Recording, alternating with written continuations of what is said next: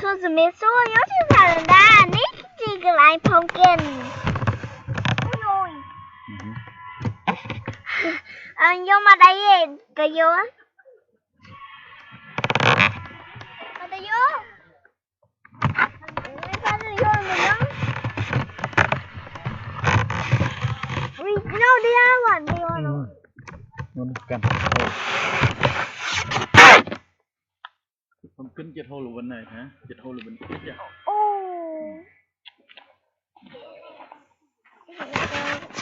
Okay, I got it. I don't know.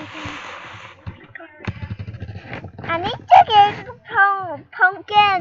I need vacuum a bot wheel.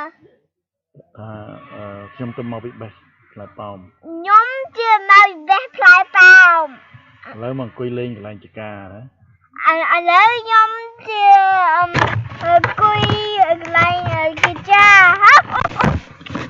លោក ជំរាបលាបាត់វិញ ជំរាបលា Bye bye